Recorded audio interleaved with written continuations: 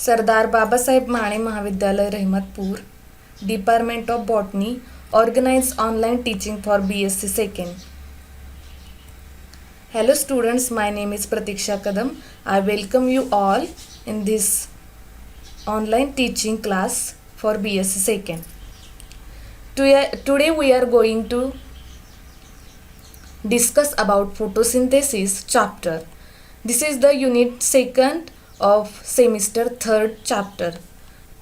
In this chapter we are seeking the contents, that is introduction, then photosynthetic pigments, that is chlorophylls, carotenoids and phycobilins, then mechanism of photosynthesis, that is light reaction and dark reaction, and last point of this chapter is significance of photosynthesis.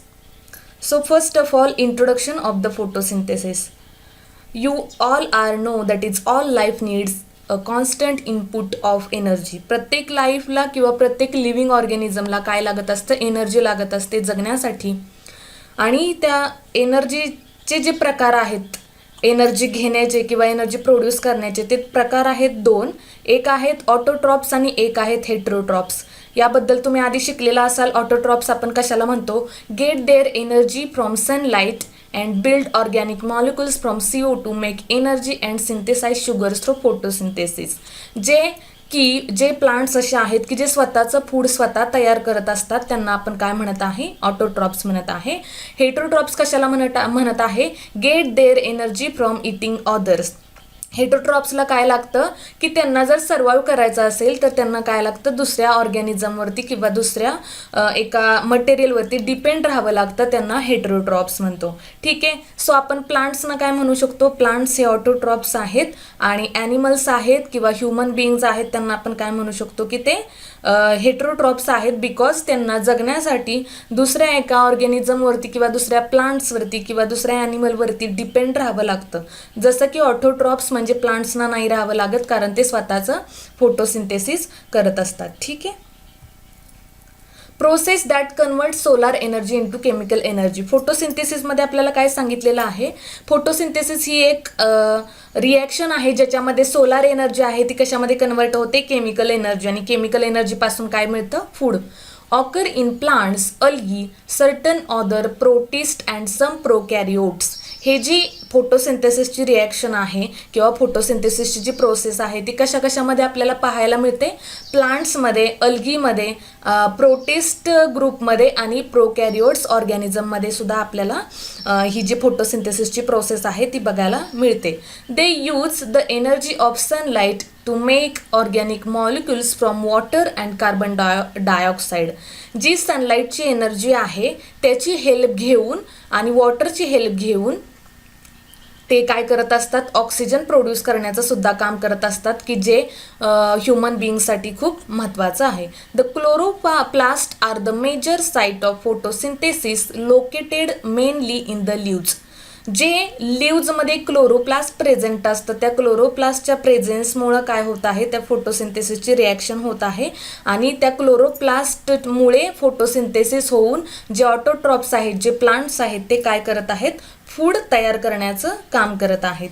So our next point in this chapter is photosynthetic pigments. Photosynthetic pigments कोणकोणत्या प्रकारचे आहेत ते आपण ह्याच्यामध्ये शिकणार आहोत. Photosynthetic pigments आहेत सिलेबसमध्ये, ते 3 आहेत, क्लोरोफिल, फायकोबिलिन आणि कॅरोटिनॉइड्स. असे 3 प्रकारचे तुम्हाला त्याच्यामध्ये फोटोसिंथेटिक पिगमेंट बघायला मिळतात. Chloroplast have 2 types of photosynthetic pigments, chlorophylls and carotenoids. Bacteria possess bacteriochlorophyll instead of chlorophyll. Phycobilins occur in algae. फायकोबिलिन्स टाईपचे जे आहेत ते कशामध्ये बघायला मिळतात, तर अल्गीमध्ये. क्लोरोफिल ए, क्लोरोफिल्समध्ये जे टाईप्स आहेत ते chlorophyll a, chlorophyll b, chlorophyll c, chlorophyll d आणि क्लोरोफिल ई. हे क्लोरोफिल ई पर्यंतचे जे टाईप आहेत त्याच्यामध्ये फक्त फॉर्म्युलामध्ये चेंज आहे. The chlorophyll a has empirical formula that is C55H72O5N4 Mg and the molecular weight is 893. ह्याच्यामध्ये जे क्लोरोफिल ए आहे फोटोसिंथेटिक पिगमेंटमध्ये ते सगळ्यात जास्त महत्त्वाचं आहे. The chlorophyll a absorbs blue, yellow and red wavelength of the spectrum. हे जे क्लोरोफिल ए आहे ते कोणकोणते वेवलेंथ जे आहेत किंवा कोणकोणत्या लाईट आहेत ते ॲब्सॉर्ब करू शकतात, ब्ल्यू, येल्लो आणि रेड वेवलेंथ. ठीक आहे. नेक्स्ट क्लोरोफिल मध्येच आहे नेक्स्ट क्लोरोफिल ए, जसं आपण शिकलो तसंच दुसरा आहे तो क्लोरोफिल बी. त्याचा फॉर्म्युलामध्ये डिफरन्स बघा, C55H70O6N4Mg आणि त्याचा मॉलिक्युलर वेट आहे 907. It absorbs blue and red wavelengths. जसं की आपण क्लोरोफिल ए मध्ये पाहिलेलं होतं की ह्याच्यामध्ये कोणकोणते आहेत, तर ब्ल्यू, येल्लो आणि रेड वेवलेंथ आहेत ते ॲब्सॉर्ब करू शकत आहेत. तसंच क्लोरोफिल बी मध्ये काय ॲब्सॉर्ब करू शकत आहे, ब्ल्यू अँड रेड वेवलेंथ. फक्त इथं येल्लो वेवलेंथ ते ॲब्सॉर्ब करू शकत नाही. क्लोरोफिल सी त्याच्यामध्ये आपण बघतोय की त्याच्यात फॉर्म्युला जो आहे तो आहे C35. याच्यामध्ये डिफरन्स खूप दिसतोय आपल्याला फॉर्म्युलाजमध्ये. C35H32O5N4 and Mg. हे जे आहेत ते पायरोफायटा आणि क्रिप्टोफायटामध्ये क्लोरोफिल सी जे आहे ते तुम्हाला बघायला मिळेल. ठीक आहे. देन क्लोरोफिल डी, याचा जो फॉर्म्युला आहे त्याला आपण म्हणले C54H70O6N4Mg. आणि हे जे आहे ते कशामध्ये आपल्याला जास्त प्रमाणात बघायला भेटतं क्लोरोफिल डी, तर रेड अल्गीमध्ये. Chlorophyll e, the molecular formula and structure of this chlorophyll is not non.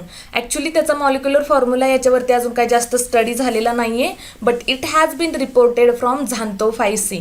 झांतोफायसी मेंबरमध्ये हे क्लोरोफिल ए बघायला भेटतं. Okay. So our next photosynthetic pigment is carotenoids. जसं क्लोरोफिल एक फोटोसिंथेटिक पिगमेंट आहे त्याचप्रमाणे कॅरोटिनॉइड्स हे एक फोटोसिंथेटिक पिगमेंट आहे. The carotenoids are unsaturated polyhydrocarbons. Light is not necessary for the biosynthesis. ह्याच्यामध्ये लाईट जास्त गरजेची नाही आहे आणि हे जे आहे ते अनसॅच्युरेटेड पॉलिहायड्रोकार्बन असं त्याला आपण म्हणू शकतो. The carotenoid pigments include 2 classes of compounds, namely carotenes and झांथोफिल्स. ह्याच्यामध्ये 2 कंपाऊंड प्रेझेंट आहेत मेनली. त्याला आपण म्हटलेलं आहे, एक आहे कॅरोटीन आणि एक आहे xanthophyll. Paper chromatography for separation of photosynthetic pigments. ह्याच्यामध्ये आहेत ते कॅरोटिन्स एक आहे कॅरोटिनॉइड्समध्ये आणि एक आहे ते झांथोफिल्स, जे की पेपर क्रोमॅटोग्राफीमध्ये काय होत असतात की याचे जे ॲसिड्स असतात ते सेपरेट आउट होत असतात. झांथोफिल्स असेल किंवा कॅरोटिन्स असेल. पेपर क्रोमॅटोग्राफीचं प्रॅक्टिकल आपल्याला आहेच. त्या प्रॅक्टिकलमध्ये आपण याच्याबद्दल सविस्तर आपण त्याच्यामध्ये प्रॅक्टिकली बघू शकतो की कॅरोटिन्स असेल किंवा झांथोफिल्स असेल तर त्याचे जे सेपरेट आउट मटेरियल कसे होतात लिक्विडमध्ये ते आपण त्याच्यामध्ये बघू शकतो. कॅरोटिन्समध्ये काय सांगितले बघा, they were first isolated from the roots of carrot by Wackenroder. जे वॅकनॉर्डर यांनी सांगितलेलं आहे की ते रूट कॅरट रूटमध्ये आपल्याला सापडलेलं आहे, त्याच्यावरून त्याला काय नाव पडलेलं आहे तर कॅरोटीन. त्याचा फॉर्म्युला बघा काय आहे, C40H56 and molecular weight is 536. Formula आहे त्याचा C40H56 आणि मॉलिक्युलर वेटमध्ये दिलेलं आहे 536 हे त्याचं मॉलिक्युलर वेट असेल. ठीक आहे. कॅरोटिनॉइड्समध्ये एक आहे कॅरोटिन्स आणि दुसरा आहे ते कोणतं आहे, xanthophylls. They are yellow coloured carotenoid also called xanthols or carotenols. ह्याच्यामध्ये 2 काय आहेत पिगमेंट्स आहेत, एकाचं नाव झांथोल्स आणि एकाचं carotenols. These are oxygen containing carotenoids and are more abundant in nature. ते जास्त वाईडली प्रेझेंट आहेत, ॲबंडंट इन नेचर जास्त प्रमाणात ते प्रेझेंट आहे. त्याचा फॉर्म्युला बघा C40H56 आणि O2. आणि हे कशामध्ये बघायला मिळतात, in brown algae. The brown pigment is fucoxanthin. Brown अल्गीमध्ये जो ॲक्च्युली झांथोफिलचा पिगमेंट बघायला भेटतो त्याला काय म्हटलेलं आहे, फिकोझांथिन असं म्हणलेलं आहे. आणि last photosynthetic pigment is phycobilins. त्यालाच बिली प्रोटीन असं सुद्धा म्हटलं जातं. The phycobilins or more appropriately called phycobilins comprise a bile pigment or phycobilin attached to a protein.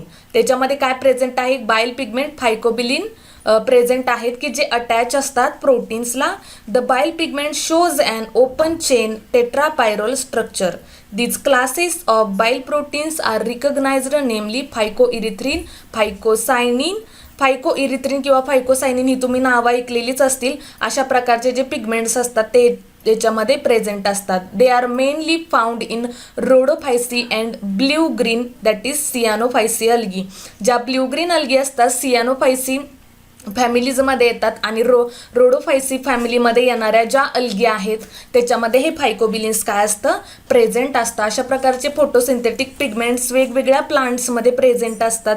बऱ्यापैकी अल्गल मेंबर्समध्ये हे फोटोसिंथेटिक पिगमेंट्स आपल्याला पाहायला मिळतात. ठीक आहे. Our next point in this chapter is mechanism of photosynthesis. Mechanism of photosynthesis considered as light reaction and dark reaction. याच्यामध्ये कोणकोणत्या दोन रिॲक्शन येतील, तर एक असेल ती लाईट रिॲक्शन येईल आणि एक असेल ती काय येईल, डार्क रिॲक्शन.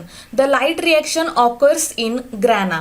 लाईट रिॲक्शन ही नेहमी कशामध्ये होते, तर ती ग्रॅनामध्ये होते. सेल्समधल्या प्लांट सेल्समधल्या ती ग्रॅनामध्ये प्रेझेंट असते. तर जी डार्क रिॲक्शन असते ती नेहमी स्ट्रोमामध्ये होत असते. The light reaction occurs in grana. During the light reaction there are 2 possible routes for electron flow. म्हणजे ॲक्च्युली आपण लाईट रिॲक्शनची इन्फॉर्मेशन बघतोय की लाईट रिॲक्शनमध्ये जे इलेक्ट्रॉन फ्लो असतात किंवा रूट्स असतात प्रेझेंट त्याच्यामध्ये, ते कोणत्या दोन प्रकारे असतात. एक आहे ते cyclic electron flow and second is non cyclic electron flow. Light रिॲक्शनमध्ये जे प्रेझेंट असतील ते cyclic electron flow, non cyclic electron flow. आणि जे डार्क रिॲक्शनमध्ये प्रेझेंट असतील त्याच्यामध्ये मग तुम्हाला C3 म्हणजेच केल्विन सायकल, C4 पाथवे आणि लास्ट असेल ते कॅम म्हणजेच क्रासुलॅसेन ॲसिड मेटाबॉलिझम. ठीक आहे. नेक्स्ट स्लाइडमध्ये तुम्हाला फोटोसिंथेसिसची रिॲक्शन दाखवलेली आहे. बघा, फोटोसिंथेसिसची वेल नोन रिॲक्शन आहे की फोटोसिंथेसिसमध्ये ॲक्च्युली एनर्जी कशी फाउंड होते. फोटोसिंथेसिसमध्ये बघा, पहिल्यांदा फोटोसिंथेसिसमध्ये ज्या वेळेला एनर्जी तयार होते तर त्याच्यामध्ये काय इन्व्हॉल्व होतं. पहिल्यांदा 6CO2 म्हणजे कार्बन डायऑक्साईडचे 2 मॉलिक्यूल प्लस 12H2O, पाण्याचे 12 मॉलिक्युल्स प्लस लाईट एनर्जी. याच्यामध्ये काय आहे, with the help of light energy 6 carbon डायऑक्साईडचे मॉलिक्यूल आणि 12 वॉटरचे मॉलिक्यूल याच्यापासून आपल्याला इज इक्वल टू याच्यापासून आपल्याला काय भेटतं, तर आपल्याला जी फूड एनर्जी आहे किंवा जी केमिकल एनर्जी आहे ती भेटते. त्याच्यामध्ये त्या फूड एनर्जीला किंवा केमिकल एनर्जीचं रूपांतर आपण केमिकल फॉर्म्युलामध्ये लिहिलं किंवा आपण इक्वेशनमध्ये लिहिलं तर त्याला आपण काय म्हणतो, C6H12O6 plus 6O2 plus 6H2O. म्हणजे ज्या वेळेला केमिकल एनर्जी फाउंड होते त्याच्यामध्ये आपल्याला काय भेटतं, कार्बनचे 6 मॉलिक्यूल, हायड्रोजनचे 12 मॉलिक्यूल, ऑक्सिजनचे 6 मॉलिक्यूल प्लस 6O2 ऑक्सिजनचे परत 6 मॉलिक्यूल आणि वॉटरचे 6 मॉलिक्यूल. अशा प्रकारे ती जी फूड एनर्जी आहे ती तयार होत असते फोटोसिंथेसिसच्या रिॲक्शनमधून. ही फोटोसिंथेसिसची रिॲक्शन कशी होते ते साईडलाच तुम्हाला त्या डायग्राममध्ये सुद्धा दाखवलेलं आहे किंवा फोटोसिंथेसिसचं इक्वेशन कसं होतं ते तुम्हाला साईडला डायग्राममध्ये दाखवलेलं आहे. So light reaction occurs in the thylakoid membranes. ही लाईट रिॲक्शन कुठं होत असते प्लांट्समध्ये, तर थायलॅकॉइड्स मेम्ब्रेन्समध्ये होत असते. During the light reaction there are 2 possible routes for electron flow. त्याच्यामध्ये काय आहे, तर 2 इलेक्ट्रॉन फ्लो आहेत. एक आहे तो सायक्लिक इलेक्ट्रॉन फ्लो आणि एक आहे तो नॉन सायक्लिक इलेक्ट्रॉन फ्लो. जसं की तुम्हाला मगाशी सांगितलेलं होतं की बाबा लाईट रिॲक्शनमध्ये कोणत्या दोन येत आहेत, तर एक सायक्लिक इलेक्ट्रॉन फ्लो येईल आणि एक नॉन सायक्लिक इलेक्ट्रॉन फ्लो येईल. सायक्लिक इलेक्ट्रॉन फ्लोमध्ये काय बघा, युजेस फोटोसिस्टीम फर्स्ट ओनली. त्याच्यामध्ये काय सायक्लिक इलेक्ट्रॉन फ्लोमध्ये जी फोटोसिस्टीम यूज केली जाते ती कोणती फोटोसिस्टीम यूज केली जाते, तर फोटोसिस्टीम फर्स्ट. आणि याच्यामध्ये जी एनर्जी आहे ती P700 एनर्जी यूज केली जाते. Chlorophyll a uses electron transport chain generates ATP only. म्हणजे जे सायक्लिक इलेक्ट्रॉन फ्लो आहे तुमचा त्याच्यामध्ये फक्त काय आपल्याला भेटतं, तर ATP जनरेट होते. म्हणजे त्याच्यात जी एनर्जी होते फाउंड ती कोणती एनर्जी फाउंड होते, तर ती फक्त ATPची एनर्जी फाउंड त्याच्यामध्ये होत असते. ठीक आहे. नॉन सायक्लिक इलेक्ट्रॉन फ्लोमध्ये काय होतं, तर ADP प्लस PI म्हणजेच ADP adeno diphosphate, PI inorganic phosphorus, याच्यापासून आपल्याला काय भेटतं, ATP तर जनरेट होतच आहे विथ द हेल्प ऑफ अजून काय तयार होते, अजून कोणती एनर्जी तयार होते नॉन सायक्लिकमध्ये, तर NADPH. NADP प्लस एचचा अजून एक मॉलिक्यूल त्याच्यामध्ये फाउंड झाल्यानंतर आपल्याला NADPHची अजून एक जी एनर्जी आहे ती आपल्याला त्याच्यामध्ये भेटत असते. Oxygen comes from the splitting of H2O not CO2. जी नॉन सायक्लिक आहे त्याच्यामध्ये ऑक्सिजन जे आहेत ते कशापासून भेटत आहेत, वॉटरच्या मॉलिक्यूलपासून, ना की कार्बन डायऑक्साईडच्या मॉलिक्यूलपासून ते आपल्याला भेटतात. ओके, इथंपर्यंत समजले? ठीक आहे. ही जी तुम्हाला नेक्स्ट स्लाइडमध्ये डायग्राम दाखवलेली बघा ती cyclic electron flow. Cyclic electron फ्लोमध्ये ॲक्च्युली जी रिॲक्शन आहे ती कशा प्रकारे होत असते ते ह्याच्यामध्ये दिलेलं आहे. Pigments absorbs light energy and excite electron of chlorophyll to produce ATP. ज्यावेळेला पिगमेंट्स लाईट एनर्जी ॲब्सॉर्ब करतात त्यावेळेला तो इलेक्ट्रॉन एक्साइट होतो आणि इलेक्ट्रॉन एक्साइट झाल्यानंतर त्यापासून आपल्याला ATPची एनर्जी भेटत असते. ठीक आहे, इथं तुम्हाला दाखवलेलं बघा की फोटोसिस्टीम सेकंडपासून ही जी रिॲक्शन आहे ती स्टार्ट झालेली आहे. फोटोसिस्टीम फर्स्टमधून ते एनर्जी जो इलेक्ट्रॉन आहे तो एक्साइट झाल्यानंतर प्रायमरी एक्सेप्टर त्याला घेतो. प्रायमरी एक्सेप्टरने ते एक्सेप्ट केल्यानंतर त्याचं जे कन्व्हर्जन आहे ते कशामध्ये झालेलं आहे, प्लास्टोक्विनोनमध्ये. त्याच्यामध्ये ते प्लास्टोक्विनोनचं जे कन्व्हर्जन आहे ते परत सायटोक्रोम कॉम्प्लेक्समध्ये झालेलं आहे. सायटोक्रोम कॉम्प्लेक्सचं कन्व्हर्जन जे आहे ते परत प्लास्टोसायनिनमध्ये झालेलं आहे आणि plastocyanin is again converted into primary acceptor. Primary acceptor is converted into ferredoxin and ferredoxin converted that energy, that ATP energy. Okay,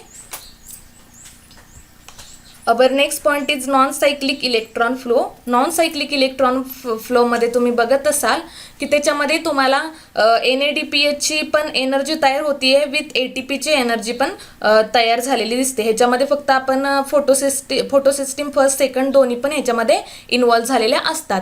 H2O is split in PS second and ATP is made while the energy carrier NADPH is made in PSI. Okay, photosystem सेकंडपासून जी energy start झालेली आहे तिनं primary एक्सेप्टरनी ती ज्या वेळेला electron excite होतो त्यावेळेला तिचं कन्व्हर्जन जे आहे ते कशामध्ये झालेलं आहे तर फिओफायटिनमध्ये.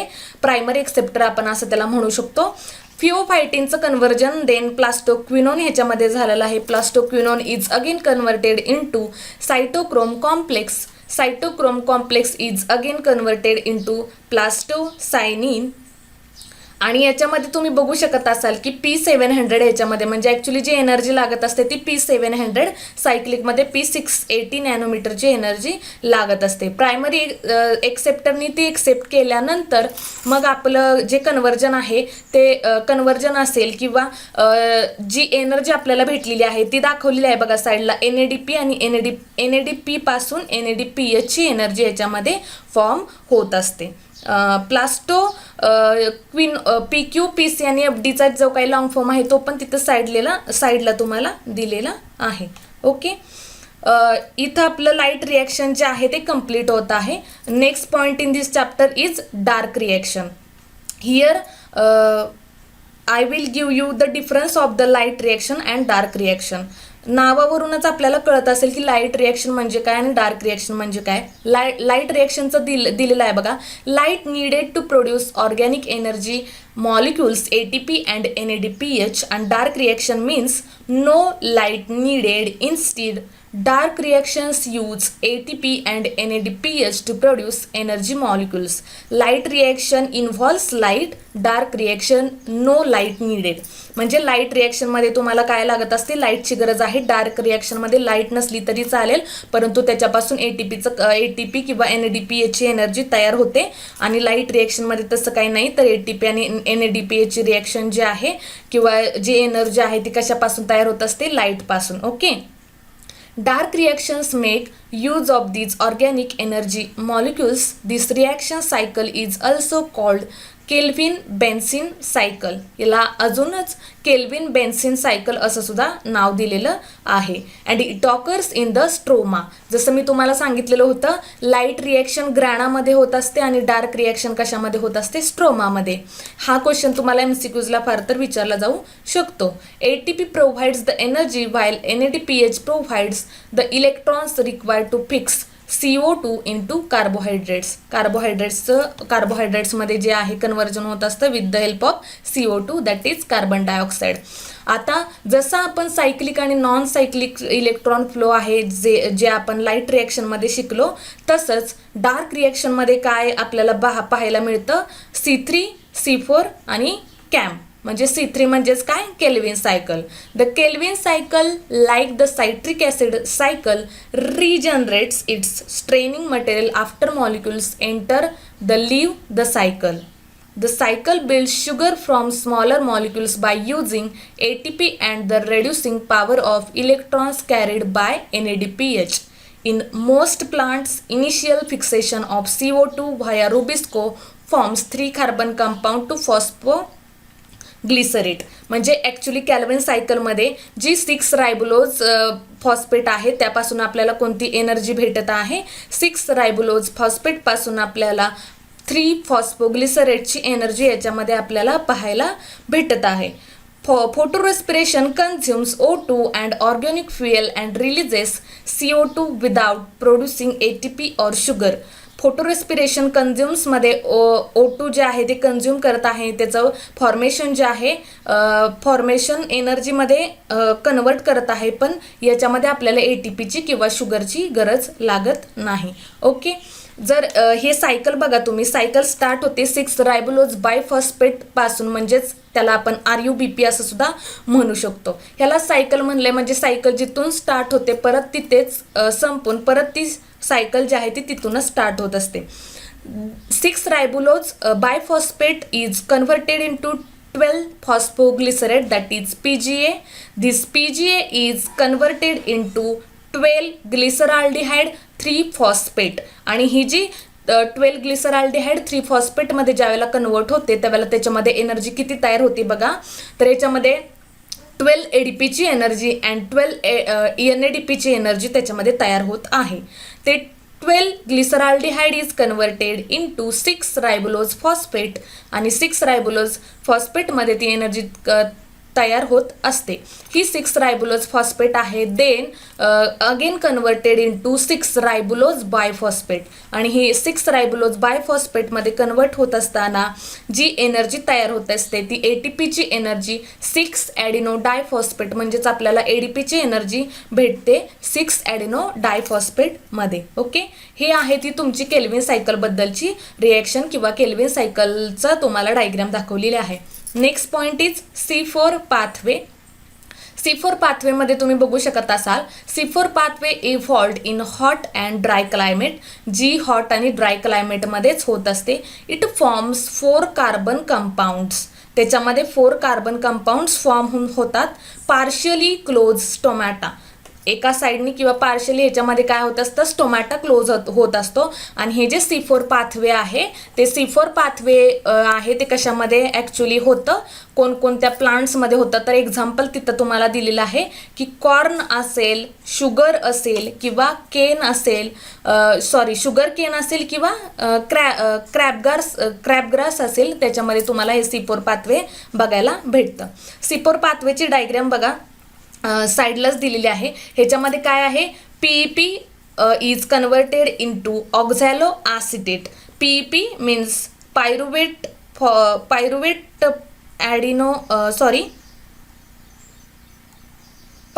Phosphate is converted into oxaloacetate. Its oxaloacetate is converted into malate and malate is converted into CO2. This Rubisco cycle is converted and that CO2 is again converted into pyruvate and that cycle is again converted into the C4 pathway. म्हणजे PEP पासून phosphate इडिनो pyruvate पासून ही cycle start झालेली आहे, ती परत पायरुवेटमध्ये त्याचं conversion करून परत PEP पासूनच काय करत असते तर स्टार्ट होत असते. ह्याच्यामध्ये तुम्हाला दिलं असेल की वरचा जो पार्ट आहे तो मेसोफिल सेलमध्ये तयार झालेला आहे, खालचा जो पार्ट आहे तो बंडल शीथ सेलमध्ये काय होत असतो, फॉर्म होत असतो. सो ही तुम्ही आत्ता जी सायकल बघितली ती C4 पाथवे, आणि डार्क रिॲक्शनमधली जी लास्ट सायकल आहे किंवा लास्ट पॉईंट आहे त्याला आपण म्हणू शकतो कॅम्प्लांट. कॅम्प्लांटचंच जे कॅम्प्लांट्स म्हणू शकतो आपण त्याला, किंवा कॅम्पचं जे लॉंग फॉर्म आहे त्याला म्हणू शकतो crassulacean acid metabolism. This CAM open stomata at night and close in day.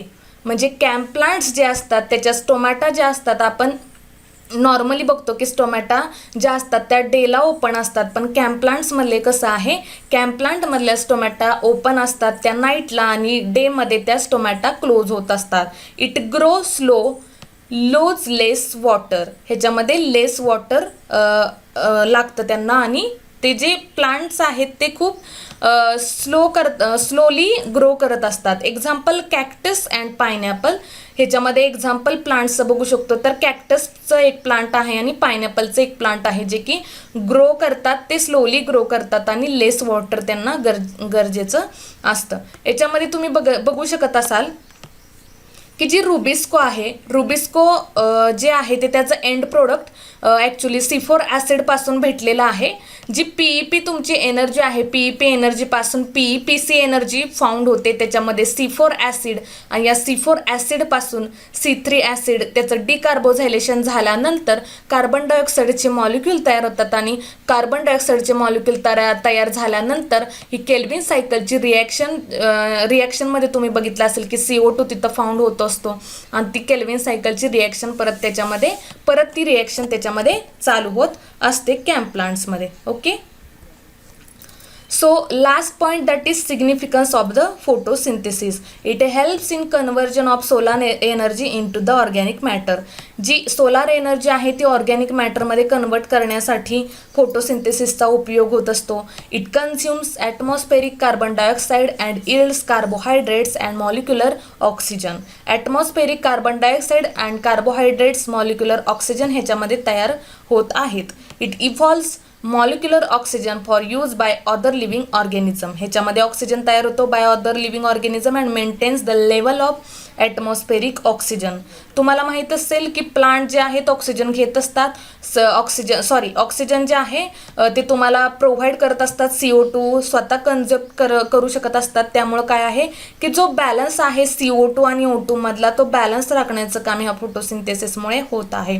Continuously consumed by plants and animals during respiration and other metabolites. मेटाबॉलाइट्सच्या रेस्पिरेशनच्या अदर रिॲक्शनमध्ये हे खूप महत्त्वाचा पार्ट रोल करत आहे.